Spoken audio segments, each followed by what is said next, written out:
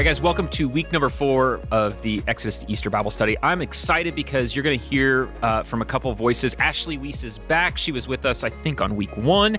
But then joining us is our senior executive pastor, Tim Hester. You don't get to see him on stage all the time, but he has so much knowledge and wisdom. And so Tim and Ashley are joining me for the conversation as we talk about the Exodus, like the actual Exodus. And you are going to hear the heart of Tim and the heart of Ashley and the heart of the gospel in this. So buckle up. Here we go. It's week 4.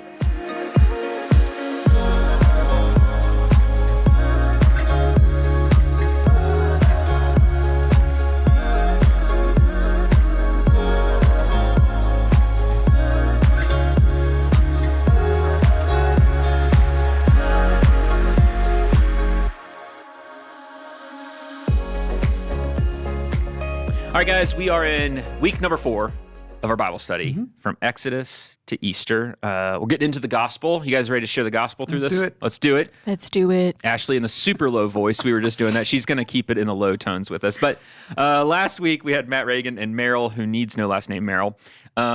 We had the conversation around the 10 plagues, which are super kind of interesting, strange, odd moments of faith. So if you didn't listen to it, you got to go back and listen to it, okay? Good stuff was happening with that. But this week, we're going to kind of pick up on the 10th one, the death of the firstborn, and move it forward. Now, if you've gone to church for any length of time, you've heard the word Passover. Super strange word to hear, but we know it's important, right? Yeah. And we even celebrate it every single week, right? We look at this moment. It's an important marker, and it has so many imagery in this week's Bible reading plan as to who Jesus is and what he fulfilled and who he is. So we're going to dial into some of that. So in the 10th plague, God is going to send the angel of death to take every firstborn from every family, but not only that, I guess of every livestock too. So it's going to be a day of death. And so God allows the Israelites to know in advance what's going to happen and to get prepared in faith. So I'm going to read this and then get some of your reaction, okay? So one of the things in Exodus chapter 12, it says in verses 11 through 13, it says, "Then Moses called all the elders of Israel together and said to them, go pick out a lamb or a young goat for each of your families and slaughter the Passover animal. Drain the blood into a basin and then take a bundle of hyssop branches and dip it into the blood. Brush the hyssop across the top and sides of the door frames of your houses. And no one may go outside through the door until morning, for the Lord will pass through the land to strike down the Egyptians.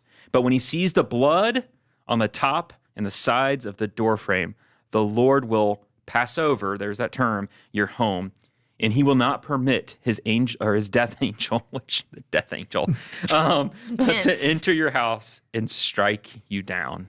And this is where we get the term Passover. So both of you, I don't know who wants to go first. When you hear this, take me into how the gospel shows up in this moment. You want me to start? Let me start. Okay. Because Go for it. Because you'll go on and on. But But that's what we want. All right, Tim, go for it. I love you, Ashley. Sure you do. Before we get into the Passover thing, this is what always hits me when I read through that. This story is not a fairy tale. No. I think oftentimes when we're reading through these stories in the Old Testament especially, we have a way that we disconnect our own humanity from the story itself. But can you put yourself in the position of both the Egyptians and the Israelites right now? I mean, God has come and thrown down what will be the final gauntlet, if you will, and said that the firstborn they are going to die. Now, Ashley, you just had a baby. Yeah. Okay, I'm reading it with a whole new lens. It makes a difference, doesn't it? Yes, it does. You know, because those of us that have had children, all of a sudden you stop and you think about that for a second. What God would send a firstborn to die? But think of the humanity of that. Can you imagine the fear that was gripping even the Israelites? Because they had to trust that what Moses was relaying to them from God was going to be true, even though they yet had no physical evidence that it was going to happen. Well, and I think, too, we remove time sometimes from the equation. Number one, the 10 plagues, I always picture happening in 10 days. You know what I mean? It's like, Yes. No. We have a period of weeks and months, and there's some debate on it, but this was not like a quick this wasn't quick. This happened over a long period of time. But even this one, you look at it, when you read just before that, it talks about the 10th day of the 14th day of the month. And there's this period of time where you have to, in faith, carry this out each and every day. It wasn't a moment of faith. It was a section of faith. Yeah, I even read it. It was interesting when we were just reading it.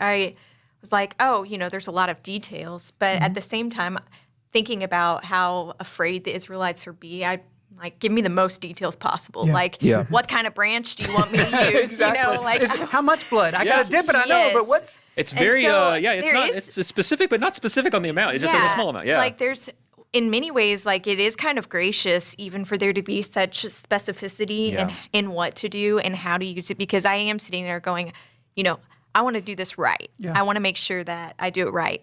But even, to think about, I've been thinking about this kind of text with everything going on in Ukraine and Russia. The firstborn is the one that would have taken the throne for Pharaoh. And so God is kind of saying, no, I'm taking this entire evil, idolatrous system away immediately. And instead, I'm going to, allow those firstborn to continue. And so what we see happening is, God is always in the business of taking and removing evil, idolatrous systems, and those systems continue to this day, as we're seeing, in our culture. And so it's really interesting to see how, and we'll get into this. I'll let you, keep going, but it's interesting to see how Jesus comes into the picture as our Passover lamb and gives us a new way to kind of break through evil, idolatrous systems. And we'll see that through the church. But Tim, continue on with some of your thoughts, and then I'll keep going. Really, that's all I wanted to do, was just to bring the humanity side into it and to be able to say this was a very real situation. It does remind me, as we get into trying to equate Jesus as the Passover lamb, it's like, when do we get up to that same part of our humanity and realize I got to take this by faith from here? There is no prescription of do these things per se. Once you get to a certain point, now you've got to really just trust and take him at his word. He said it, and it's true. Now I've got to trust him, even if I don't have the details of what do I do next. And I think even more than that is you do not create your own righteousness. There's nothing apart from it. And at the end of the day, there's a lot of people, and I use this language, and I don't use it. I'm not trying to be cavalier with it. There's a lot of people that get baptized that only get wet. Yeah. Because at the end of the day, that act isn't, I got to be careful with our tradition here. Yeah. That act isn't what saves you. It's the faith displayed within that, right? Like you can't make a mistake in that, is that there's a lot of symbolism happening there, but it is through faith and trusting in it. And there's a lot of different acts we do in faith to demonstrate it. And I think this is one of those moments where, the preparation of the animal, and to paint it on the door frames, and to not enter out. And there's even food things going on that night. All these different things that are saying, do you believe me enough? Do you trust me enough to do this, to step through this? And do you have enough faith in me? Because that is what saves us, is faith in who Jesus is, and allowing that to be the righteousness we receive. That it's not, we can't create it on our own, that there's no system that we can do to make us pure before God, that it only comes through faith. And I love seeing that displayed out in the humanity of what they've been through in these last several weeks to months in this time. They've been through so much. And so for this to be the final act, to know the angel of death is coming, and then to in faith do it. And I agree. I think there'd be some shaking as you're doing that on the doorframe. Is this enough? Is this not enough? And just to trust that it is. And you're talking about, 430 years worth of enslavement. Yeah. And the Israelites have been under Egyptian rule for 430 years. How many times did they hear, thus saith the Lord, and we're still enslaved? Yep. And now they're being promised freedom at this last moment. That weighs into it as well. I mean, the whole weight of all this whole thing, I just don't think we should pass by it and say, yes, and they put blood on the doorpost and everything was cool. Yeah. And we see, we talked about this the first week, the Exodus is everywhere. We see that, 1 Corinthians talks about Jesus being our Passover lamb. He is without blemish. And so one of the things that's interesting is, because Exodus is everywhere, it's really interesting to see the way that Jesus is so specifically our Passover lamb. Like, I'm sure you guys know this. This was new for me when we went to Israel this last year. I didn't know that for Jews, Passover lambs were actually raised up and found in Bethlehem. Oh. No, Did you guys know that? No. Yeah, so that is where Jews would get their Passover lamb without blemish, would be in Bethlehem, just about 6 miles from Jerusalem. Yeah. And, who is... Take us home. Who is born in Bethlehem? Yeah. It's Jesus, our Passover lamb. I did not know that. And without blemish. And so it's really neat to see the way that God continues to kind of show us how Exodus is everywhere through Jesus. But his death also happens during Passover time. Mm-hmm. Yeah. And in this time we see, Jesus is the Passover lamb of all. He is the final sacrifice that, that can break us from this bondage that we live in and can deliver us. But even it's amazing to take it even further, the humanity side of it. Through Jesus, we are able to, as the church, come into broken systems and see God restore and move people into freedom. Do we know how much time passed between this story in Exodus and Jesus dying on the cross? I feel like this is something Brandon Braun would know. I wish he was here. I'm getting puzzled looks around the room at this moment, but that would be an important thing for us to discover. Well, we'll discover it. We will discover it. Where I was going to say with this on the personal application kind of piece of this is there's a lot of this is foreshadowing, right? We're foreshadowing Jesus. Mm-hmm. We've got a lot of them. That's why I asked the question. Yeah. Because to me, sorry to interrupt you. No, you're good. Are you sure? Yeah. I mean, he told me he's mad. Well, he'll tell me later. Okay. But the reason that's so important to me is because, fundamentally and foundationally, we have to trust that the Bible is true. Yeah. Right. And so how do we know that the Bible is true? It's circular logic to say, well, the Bible tells us it's true, therefore it's true. Yeah. There has to be other ways to be able to know. Well, one of the ways that we know are how many prophecies were fulfilled in Jesus that were foretold, of course, in the Old Testament. Of course, this story of the Passover is a symbolic prophecy, what it is. So there's a certain amount of time that it passes before we know it's true. I mean, some 350 plus or so prophecies in the Old Testament were fulfilled in one man, Jesus. Yeah. And it's one of the ways that we know that Scripture is true. Those were foretold in the Scriptures, and they came to pass in Jesus. And therefore, we know this is the truth. Yeah. So we know that even though it was all this time before it actually occurred, we can trust that the Bible is true, what it says. And that's why I think when we start talking about Jesus as a Passover lamb, we have the same trust. We know that this source document, the Bible, is true. Yeah, it's one of the things that brings outside validation is that this is a historical account that happened. It just is, and you see that fulfilled in Jesus. The personal side, too, for me on this is this. There's a lot of foreshadowing of Jesus on it, but I think also there's a foreshadowing of Judgment Day. And I hate going down that path. I want to be careful as we do that. But, at the end of the day, when Jesus becomes, and I don't want us to miss this moment, but when Jesus becomes the Passover lamb for us, there's a day when we will die. There's a day when there will be the judgment of our hearts. There will be the situation that the Egyptians were faced with, which makes the plagues make sense, which makes this make sense, which God will say, who do you trust? Where is your hope? Where is it placed? In whom is it there? And it's going to be very obvious, right? It's going to be super obvious. And you've either said, I am under the blood of Christ. Right. It's not my righteousness. Or I'm going to claim that it's under my own blood. And at the end of the day, the angel of death will visit, right? Like it's a foreshadowing of that moment. It's sobering, but I don't think we need to be fearful of it, right? Not at all. It's not something we can be scared of because this is what should give us hope. Yeah, I know I keep going back to this, but it also continues to remind me, what systems do we trust? What governments do we place our hope in that only Jesus can do? And on that Judgment Day, that's when we discover it's always been him. Yeah.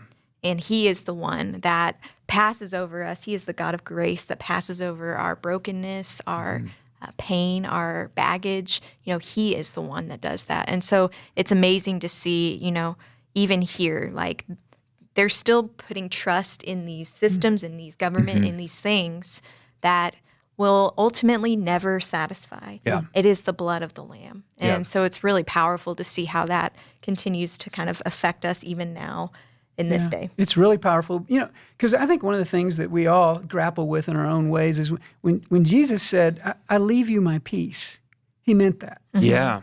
But how many of us actually live in the peace of Jesus? And it gets back to what you're saying, Ashley. I couldn't agree more. again, to bring it into modern terms, I mean, goodness gracious, pandemic now, endemic, and all these other societal issues that we're up in arms about. And now, of course, we have this war that's going on in Ukraine currently where we have a lot of friends, and it brings it home that much more. And all these things are disruptions of our peace if, and the if is, if our trust is in what we see is going on around the world rather than faith in what Jesus came and promised that he would do for us. Very hard for us to get out of our humanity again, to be able to enter into the spiritual price that was paid for us at the cross and the power of that resurrection that brought ultimate life to us. It's just a truth that was prophesied in the scriptures so we can believe it, and it brings us peace if that's what we trust in. Yep. And you even see kind of for the Israelites having to really lean into God's peace in the Exodus. It's really interesting looking at the story of the Exodus. If you see the way that the route they go, you know, it says, I think, let me see if I can find it. I'm not sure where it says it. God led the people around by the desert road toward the Red Sea. You know, it's not the straight shot, and I'm like, they're right behind us. Give me the straight shot. You know, I'm like, I want to get there as fast as possible. I want to get to deliverance as fast as possible. The enemy's right behind me. You know, but God takes them this longer route. And kind of what you were saying with the peace idea is, it's interesting. Like, God's peace isn't often in our time frames. No. And we're actually in the rest series as we're talking through this on this week. You know, it's so encouraging to even see the way the world hurries in this passage with Pharaoh. He's like, they're hurrying to try to get them. When Pharaoh realizes it, he's like, I got to get there, you know? And he's taking everyone, like they're going. But God's taking them this long route where they have to learn to have peace, to trust and rest in him, even when, you know, the enemy is literally right behind them. It's this peace that is just otherworldly. That's amazing. And I'll say this. I have two thoughts when you say that. One, I've often said to people that his timing's the best. You could have given me the job I'm in now 7-8 years ago, and I, you know, skill-wise would have been ready, but I wouldn't have been ready. And it's that realization I had to go through certain events. The second thing I'll say, and I want to get practical on this, is on this demonstration of faith. It's so easy to point to like the world system stuff when it comes to trusting God. Like, okay, like I'm not going to trust in my government. I'm not going to trust in science or war, you know, all those things. But when it gets really personal, because I think one of the things that people think is that our lives as pastors and workers at the church and ministers of the gospel are super simple. It's not. Oh my we got... you can go where we got a lot of crazy at the table right here. Represented. And personally and yes. Yeah, it's up close. How many times, Tim, have you and Margie, your wife, been faced with I don't know what to do? Yeah, like daily, a bunch of different times. And we don't need to divulge that, but like in crazy circumstances that would make people cry if they knew the depths of it. Their hearts would break. Oh, yeah. Their heart, not different with me. When you choose faith in that moment, what have you learned as you and Margie are sitting there, Tim, going, and I literally had this happen yesterday, I can go into detail in a second, but like, what have you learned personally when you're going, I don't even know how to trust God with this? Yeah, that is such a great question, because that's where the rubber hits the road, you know, kind of for all of us. And I could enumerate tons and tons of circumstances, but there are a couple of things. One is that I know that our God means it when he says, cry out to me in the day of trouble, and I will answer. He means that. So one of the real practical things that I've learned is that I don't care how fearful my heart might be. I don't care how desperate I think the situation is. There have been many times I've gathered my family around and we've gone in our living room, gotten on our knees and said, I, as the father, have said even, God, I don't know what to do. I just need you to show up some way or another. And it's amazing how many times there is a direct correlation, you know, or a direct answer. Yeah. There are other times it's not direct. Yeah. But I know he answers, and you know, because it might take time for it to kind of show up. But that's a practical thing. I have a daughter right now, if I could share, that's in Poland. She's doing a year-long, I think, internship, some length of time. Well, Poland, of course, is a neighboring nation to Ukraine, and they're accepting now a bunch of these Ukrainian refugees and so on. And so, Poland right now we think is a pretty safe place, part of NATO and has a lot of protection and so forth. And so Joanna, my daughter, at first is putting on this, everything's fine. And then Friday morning, or I guess it was Saturday morning, she texted me and said, "Can we FaceTime?" And allows this, I think I'm doing okay, but I don't know. But she needed some dad time. Yeah. She just needed some dad, which warms this father's heart. Yeah. And the symbolism doesn't escape me by any stretch of the imagination, that in that moment when we can be really honest before God and say, "God, I am anxious." Well, one of the things that I've learned, ironically, Matt Reagan has really helped me in this area in the last few months. Man, sometimes if you just live in the Psalms, they become so real. Yeah. And that's what I shared with my daughter, was that in this moment of anxiety, I said, "Sweetie, why don't you live in the Psalms?" Because if you think about it, at the time that David wrote a lot of the Psalms he did, where was he? He was in the midst of some form of war or another. And what's he doing? He's saying, "Father, I'm afraid. Yeah. These people are chasing me. They want to kill me. But in you and you alone will I rest." And man, just let the word of God kind of soak. And so practically, those are some things that we've learned. Pray and live in the word and trust him at his word. I wish I could say it was easy. Yeah. No, and that's what's hard is we encounter daily in our families. We encounter those, there's not a clear path. There's not a clear answer on things. There's not there's even times, even recently where I was saying, in my prayer life, it was, God, I just try to be honest with God. I don't trust you with this. I trust myself. Like if you just give me your power, I feel like I'd figure this out really quickly. But you didn't give me your power. But I just confess it. I just go, God, I don't trust you with it. One of my jokes is we're in the process of hopefully buying a house in this market, moving across town. And I would really love to just not trust God with that. Like I just kind of love God to just kind of let me be in charge of that. But that doesn't work that way. And there's even other more serious things like in my life that, not that a house isn't serious, but it's not that important at the end of the day. What is important is my relationships with my family and different things. And there's times with it, I just struggle, and I'm the person going, "Help me with my unbelief." Like, God, I don't believe you're going to show up in this. I don't believe it, God. And I think practically that's what I deal with sometimes. Yeah, it's like the Father in the Gospels, "Lord, I believe, help my unbelief." Yeah. It's such a good prayer. Yeah. When you're like, "I want to trust you, but I just don't." And so I think a lot of times we do end it at, "I don't trust you," and that's it. But no, help my unbelief. And I think for me, I know so many people walking through COVID have struggled with mental health, have walked with family members. That was a very personal thing with my dad a couple years ago. Just never had walked with him in mental health like he does. He is obsessive compulsive and bipolar. And we ended up having to help him get a little more intensive treatment. And it was so strange to walk with a family member who, is the one that's supposed to be in charge of, helping raise you, but you're kind of doing the opposite for them. And honestly, it was a season where it's just like, I can't even see the next step in front of me. And so having to go to a place, this is where communion is really important to me.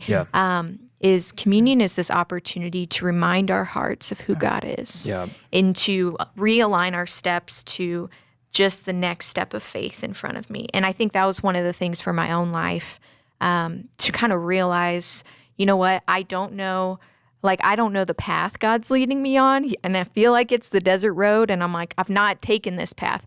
Who knows if the Israelites had ever even taken this path? They probably knew the one that's like straight shot to the Red Sea, no but idea, maybe they didn't know the desert road. And, I'm sitting here like, man, life feels like I'm walking the desert road a lot. But I have to trust that if I am pursuing the presence of Jesus, he will give me the next right step. Even if it doesn't make sense, even if there's an enemy behind me, an obstacle before me, he is the one leading me, with the next step.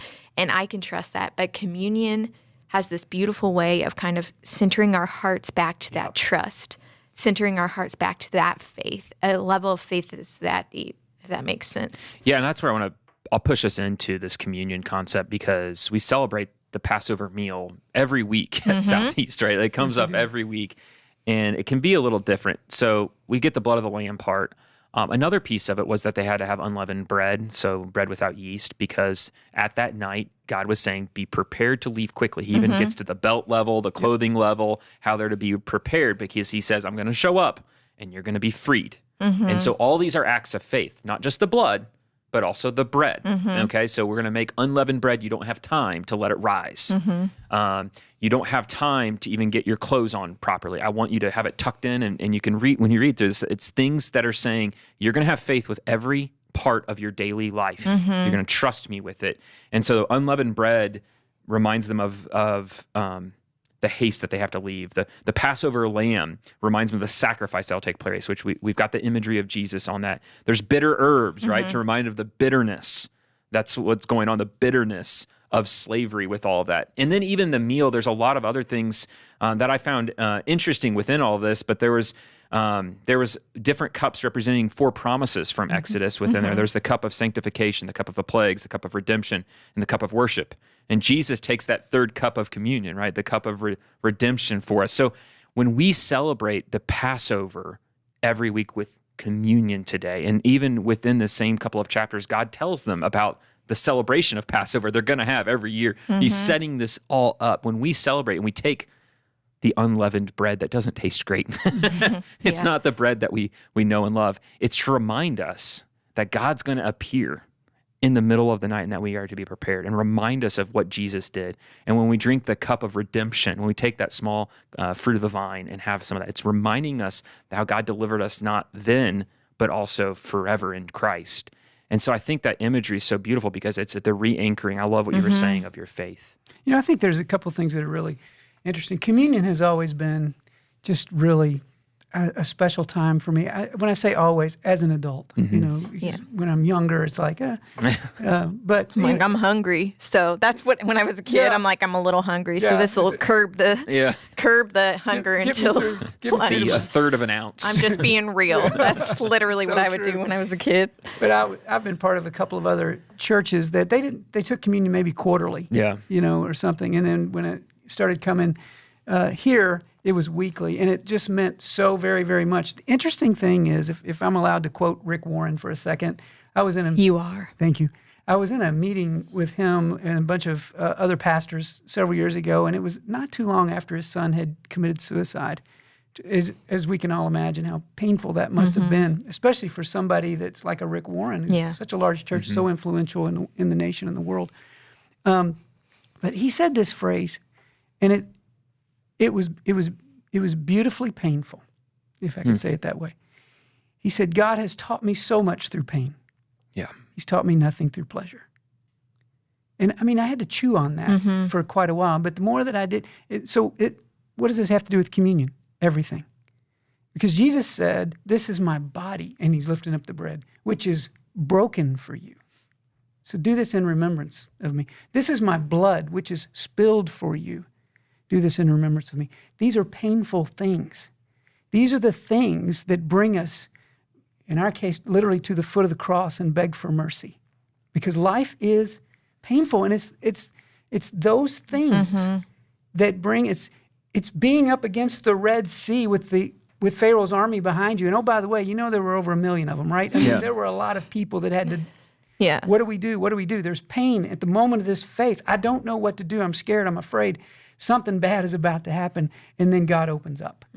And this is the moment of communion. It's a time of remembrance. It's a time of redemption. Remember in 1 Corinthians where he says, hey, examine yourself. Don't come to this table lightly. Examine yourself. Where are you in this grace of Jesus Christ? Yeah. Where are you in the remembrance of all that God has done to deliver you, out of all of this pain and that type of thing. So I think it's really important for us to understand. So many times we think, man, when we come to Jesus or Jesus does this thing, it's tiptoeing through the tulips, whatever metaphor you want to use. I'm not good at those. Tiptoeing through the tulips. That's a new one. I don't know if I've ever actually tiptoed through tulips, but Next time I do, I'll think of you. I think I will do that. Maybe this summer. I'm always reminded, I came by this gray hair honestly. I'm always reminded that these old things are still. But the point is, is for us to stop and remember, and that's what Passover is about.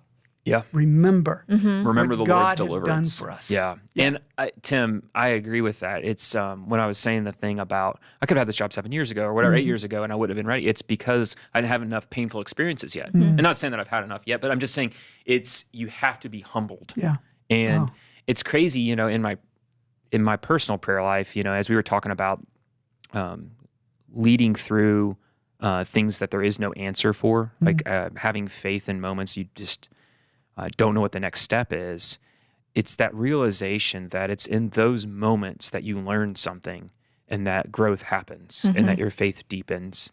The second things start going my way, I become my own God instantaneously. My drive into work right now is too long because I need to buy a house. But I'll quit praying when I'm feeling in control and life's going. I'll quit praying. Straight up. I'll have to force myself. I'll take my AirPods out. I'll have to force myself to it. But I'll tell you, when I'm in a season where it's challenging, no problem.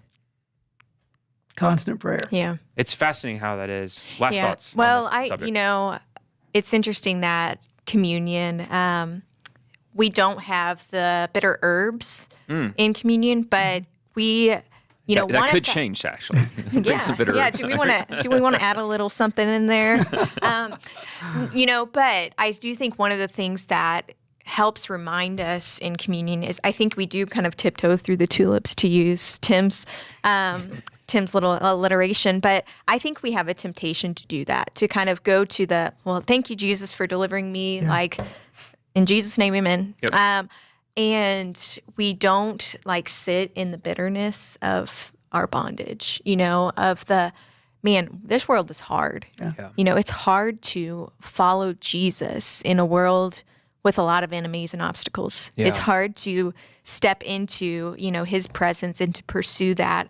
And so one of the things that communion can allow for us to do is to kind of recapture those bitter herbs and to say, man, I live in a world of bondage. I remember what it's like, to feel that bondage, to feel that slavery to sin. And yet Jesus is redeeming me. Yeah. And I am trusting in him to continue to pass over, his grace on my life. And so there is a beautiful opportunity that we have to kind of reclaim some of that in our time of communion, to say, and even with our kids as they walk through, painful experiences, one thing that may not be painful to you, but it's painful to them, to help them experience, hey, we're not going to gloss over that. That is a hard thing. That is a bitter thing to walk through. Literally, though, that was my conversation. I have twin 13-year-olds.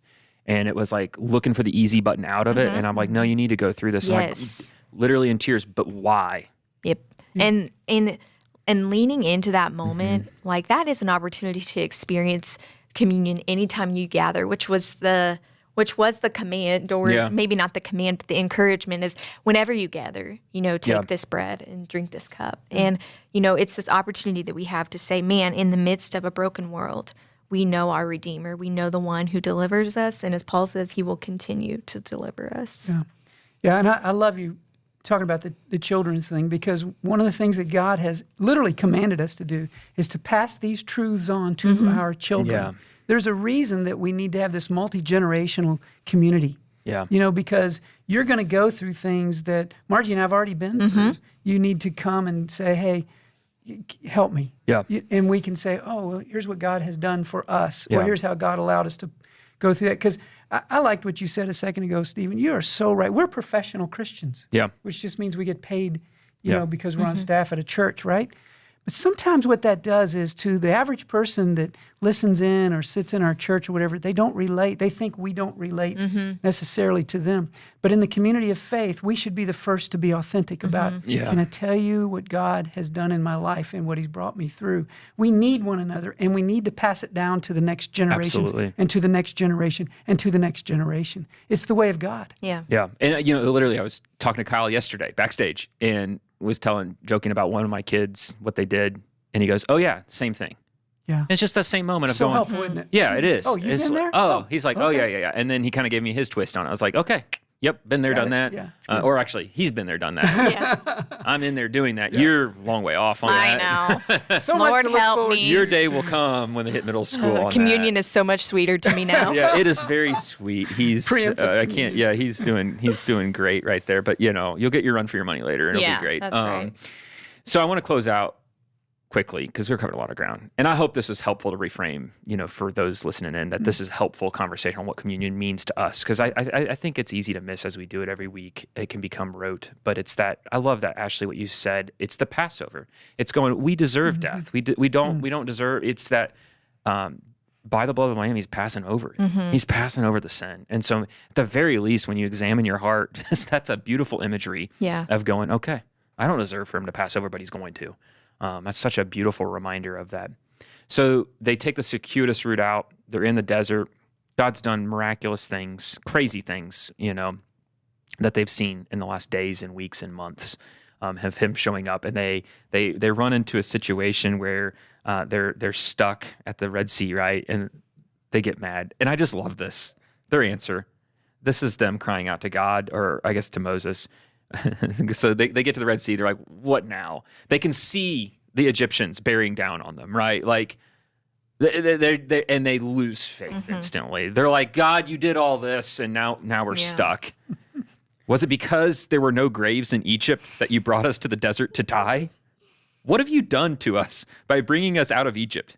Didn't we say to you in Egypt, which they did not, leave us alone, let us serve the Egyptians? They didn't say that. This is like talking to a middle school kid. It's so dramatic, and honestly, I middle connect schoolers, to it. and this is what they do, okay? This is what I do. They didn't say that. It would have been better for us to serve the Egyptians than to die in the desert. So Moses answered them, do not be afraid, stand firm, and you will see the deliverance the Lord will bring for you. And then later on, he says, the Lord will fight for you. You only need to be still. And then the angel of the Lord, who had been traveling in front of Israel's army, withdrew and went behind them. And the pillar of cloud also moved in front of them and stood before them. This is how they were kind of guiding them. And then Moses stretched out his hand over the sea. All that night, the Lord drove the sea back with a strong east wind and turned it into dry land. And the waters were divided, and the Israelites went through the sea on dry ground. You don't get those moments in life. You don't get those moments in life. Right? Without the low point, you don't get to see the hand of God. You just don't get to do that. So as we close with that, I'll give you guys a chance for last thoughts as you think about the dry ground and then passing through. And then yet again, their faith is tested and they fail again right at it. And it's no different than you and I. What are your last thoughts with that as we can send out our crew on this? I think my last thought is, go back to what he says, be still. Be still and know. And there's the verse, be still and know the Lord is fighting for you. Yeah. And there's, the verse, be still and know that I'm God. It's literally translated as cease striving. What a beautiful, cease striving and know I'm God. What a beautiful picture of he is the one who delivers us. And the more we stop trying to strive in our own strength and trust that he will be the one that will part the waters. He will be the one. It's not just part the waters and like make it through the mucky ground. No, he's going to part the waters and it's dry ground. Yeah. He is going to deliver you firmly and confidently. We know that he will. And it's this deep faith to cease striving in your own strength. Be still and know that he is God. It's such a beautiful picture. And so what an opportunity we have in communion to just come and rest before him, to come and just be still before him, to cease our striving and to know that he is the God who delivers us. He is the one that makes a way through Jesus. Yeah. And to recognize when the children of Israel were in that spot, they complained. They were grumbling. They were basically saying, God's not going to do this for us. Why did you do this? And God overlooked that and spoke through Passed Moses over again. Said, he did. I see what you did. Wow. That was that'll preach. And God, so because we get involved in this performance, I'm not good enough. Yeah. Even when we approach communion on a weekly basis, we can be sitting there with the elements, as we call them, and we can be saying, I am not worthy this week. And yet God overlooks that. Why? Because of the blood of the Lamb. Yeah. Jesus already paid that price. And you know what? You're right. In your flesh, in your humanity, no, you're not worthy. But because of God and him sending his firstborn son to die for us, and we can accept that. And because of that power of the resurrection that's to come after Jesus dies on the cross, we are forgiven. Yeah. It's not our worthiness. It's his. He overlooks us, if you will, in that sinfulness. But Jesus paid the price. You are now the righteousness of God in Christ Jesus.